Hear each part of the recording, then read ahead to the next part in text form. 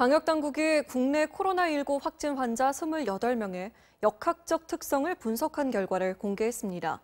대부분 최초 증상은 일반 감기 같은 경미한 증세였는데요. 증상은 경미해도 발병 첫날의 전염력이 가장 높은 것으로 확인됐습니다. 손영 기자입니다. 국내 확진 환자 28명의 초기 증상은 대부분 경미했습니다. 발열이나 인후통이 각각 9명으로 가장 많았고 기침이나 가래, 오한이 5명, 근육통을 느낀 환자는 4명이었습니다. 확진을 받기 전까지 뚜렷한 증상이 나타나지 않은 경우도 3명이었습니다. 그만큼 초기 증상만으론 코로나19에 감염됐다고 의심하기가 쉽지 않다는 얘기입니다. 흔하진 않죠. 이번 경우는 초기 증상기의 바이러스 수치가 높고 그런 양상을 보일 가능성이 높아서 이 질병을 예방하는 입장에서는 굉장히 어려운.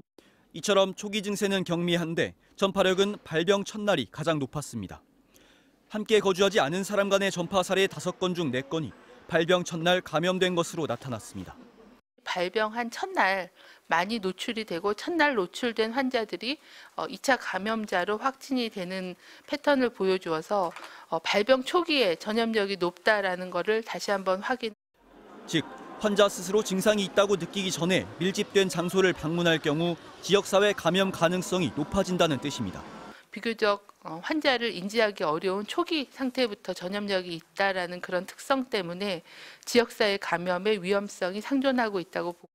하지만 국내에서 감염된 환자 10명은 기존 확진 환자의 가족과 지인으로 2차 감염 대부분이 어느 정도 밀폐된 공간에서 밀접 접촉에 의해 발생했다고 보건당국은 밝혔습니다. 이번 회에는 확진 환자 3명 중 2명이 폐렴 증세를 보였고 나머지 환자들은 아직까지 폐렴 소견이 나타나지 않았습니다.